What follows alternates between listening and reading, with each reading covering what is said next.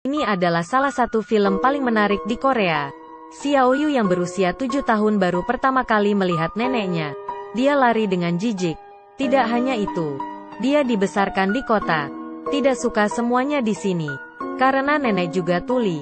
Rumah yang ditinggalinya juga bobrok. Ada banyak jaring laba-laba.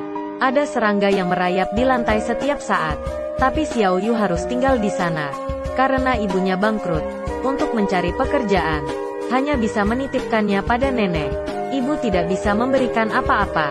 Hanya bisa memberikan nutrisi. Beritahu Xiaoyu untuk patuh. Terburu-buru. Nenek itu berumur 80 tahun. Sangat serius. Dia ingin menuntun anak itu. Tapi anak itu marah. Nenek tahu Xiaoyu kesal. Dia menarik tangannya dan menggambar lingkaran di dadanya. Minta maaf pada Xiaoyu. Kemudian dia berjalan pulang ke rumah. Saat makan, anak itu makan di meja tua. Makan daging kaleng yang saya bawa dari kota. Nenek memberi kimchi. Tapi dia tidak menghargainya. Berikan kembali kepada nenek sayur dan nasinya. Anak itu enggan berbicara dengan nenek. Hanya bermain setiap hari. Membawa sepatu skate-nya. Nenek tahu Xiaoyu tidak suka dengan dirinya. Dan coba untuk tidak memberitahunya. Tapi matanya tidak pernah meninggalkan cucunya. Dalam hati juga berharap cucunya mau berbicara dengannya. Malam itu, nenek sedang menjahit baju. Karena penglihatan buruk, ia meminta Xiaoyu untuk membantunya. Menarik sangat panjang. Kemudian nenek menjahit lebih lama. Dan dia kembali bermain game. Tapi saat dia bersenang-senang, permainannya habis baterai. Jadi dia meminta nenek untuk membeli baterai. Nenek berkata tidak ada. Xiaoyu tidak percaya dan mengobrak-abrik rumah. Tapi ia tidak menemukannya. Dia menendang barang nenek. Menyembunyikan sepatu nenek dengan marah. Nenek tanpa sepatu berjalan. Ambilkan dia air untuk memasak. Bahkan saat nenek sedang tidur siang, diam-diam mengambil jepit rambut nenek. Ingin mengambil baterainya. Dan bos memberitahunya, bukan baterai ini. Ini tidak bisa. Xiaoyu pulang dengan frustasi. Siapa tahu dia tersesat di jalan. Untungnya ada seorang kakek yang baik. Mengantarnya pulang ke rumah. Di rumah, nenek tidak memarahinya sama sekali. Bertanya apa yang mau dia makan. Xiaoyu mengeluarkan brosur KFC dan memberitahu nenek. Dia ingin makan itu. Nenek mengira Xiaoyu ingin makan ayam. Jadi dia mengambilnya. Tanaman obat yang disimpan di gunung habis. Saat dia pulang hujan lebat. Nenek berjalan susah payah melewati pegunungan. Membawa pulang seekor ayam. Setelah pulang ke rumah, dia memasak untuk Xiaoyu. Tapi itu bukan ayam goreng yang ia mau. Menangis dan melempar mangkuk nasi. Berbalik dan marah. Nenek mengambil butiran nasi yang jatuh. Dan memakannya. Xiaoyu bangun keesokan harinya. Tapi nenek belum bangun. Melihat badan nenek yang gemetar. Xiaoyu tahu neneknya sakit. Ambil selimut dan memberikan untuk neneknya. Saat ini Xiaoyu mengerti. Karena ia mengambil jepit neneknya. Neneknya hanya bisa menggunakan sendok untuk rambutnya. Xiaoyu sangat sedih. Diam-diam mengembalikan jepit rambut nenek. Dia bertumbuh besar. Nenek melihat sepatu Xiaoyu sudah tidak cukup. Membawanya ke tempat belanja. Ingin membelikan sepasang sepatu untuknya. Saat ini, Xiaoyu melihat seorang anak perempuan. Segera menjatuhkan bawaan nenek. Mendekati Xiaomei. Tapi anak perempuan itu tidak peduli. Nenek duduk di jalan menjual buah. Tapi karena nenek tidak bisa bicara sangat susah untuk menjual. Xiaoyu melihatnya. Tapi ia malu untuk membantu nenek. Hasilnya, nenek membelikan sepatu untuk Xiaoyu. Membawanya membeli sepatu baru. Dan membawanya pergi makan mie. Tapi hanya memesan satu mangkuk. Minum air deh. Engan tenang. Melihat yang didapat dengan susah payah. Menghabiskan untuk dirinya sendiri. Hati Xiaoyu menjadi iba. Begitu juga saat melewati toko. Dia ingin sekali membeli baterai untuk permainannya. Tapi dia tidak berani meminta.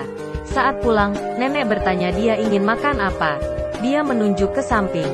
Ada seorang anak yang sedang makan coklat. Jadi nenek mengambil bungkusnya. Membelikannya untuk Xiaoyu. Nenek ingin membeli 2. Tapi nenek penjual toko memberinya 4 buah. Tidak mau nenek membayar. Ternyata mereka berdua teman lama. Nenek tidak peduli. Nenek memberikan obatnya untuknya. Sebelum pergi, nenek berkata, kakiku tidak sehat. Tidak dapat mengantarmu. Apa kamu mau datang melihatku? Saat ini, masih mau melihat untuk terakhir kalinya. Orang tua takut akan perpisahan. Karena mungkin itu perpisahan. Kembali ke dalam bus, Xiao Yu mengambil bungkusan. Dia duduk bersama anak lain karena malu. Terpisah dari neneknya pulang ke rumah. Nenek memberikan bungkusannya dari jendela. Dan didorong oleh Xiao Yu. Mobil pergi dengan cepat. Nenek berdiri sendiri di tempat itu. Membawa paket berat. Saat turun dari mobil. Menunggu nenek di pemberhentian bus. Tapi menunggu lama, nenek belum muncul. Kemudian melihat neneknya berjalan. Ternyata tidak naik bus. Dia pulang dengan berjalan kaki. Xiao Yu khawatir dan bertanya, mengapa dia begitu lama? Nenek menggerakkan tangannya, meminta maaf kepada anak itu. Saat di jalan pulang, melihat nenek berjalan pelan di belakang, Xiao Yu kemudian mengeluarkan coklat, memasukkannya ke tas nenek. Ada senyum hangat di bibirnya. Keesokan harinya, Xiao Mei datang ke rumah Xiao Yu untuk bermain, membuatnya gembira. Dia membawa keluar semua mainannya, bersiap untuk kedatangan Xiao Mei. Sebelum pergi, dia bercermin melihat wajahnya, tapi ia tidak puas. Kemudian nenek membantunya menggunting rambut, tapi Xiao Yu tertidur. Ketika ia bangun, ia melihat cermin. Mengapa seperti ini? Terlihat tidak bagus. Potong sedikit. Bukankah saya bilang sedikit? Hanya sedikit. Seperti ini mana bisa bertemu Xiao Mei? Tidak ada cara. Xiao Yu ingin menutupi kepalanya dan berangkat ke rumah Xiao Mei. Dia melihat kotak jelek. Tidak boleh Xiao Mei melihatnya. Dia memasukkan ke celananya. Setelah beberapa lama, Xiao Yu pulang, membawa sebuah boneka cantik.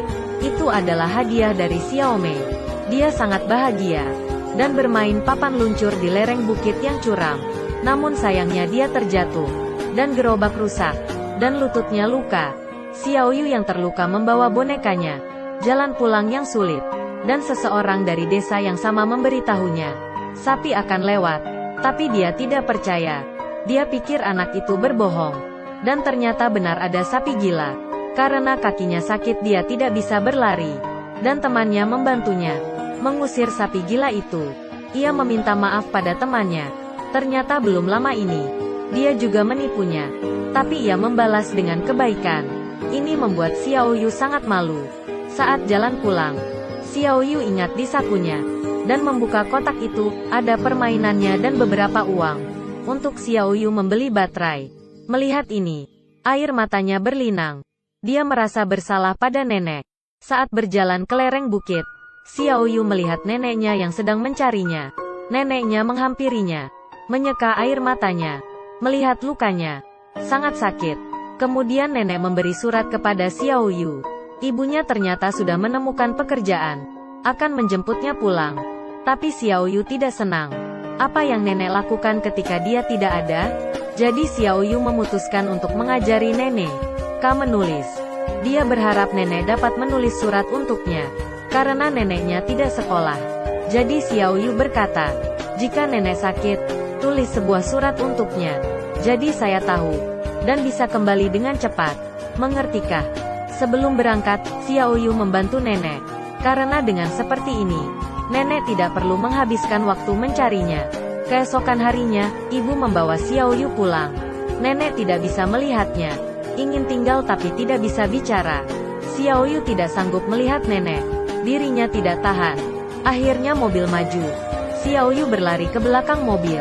Angkat tangan dan menggambar lingkaran di dadanya. Minta maaf pada nenek. Tidak bisa menemaninya dengan baik. Demikian juga dengan cinta nenek. Kemudian mobil melaju jauh. Hanya menyisakan bayangannya. Ingin berbalik tapi tidak dapat. Di tengah kehidupan kita, akan ada kata sudah terlambat.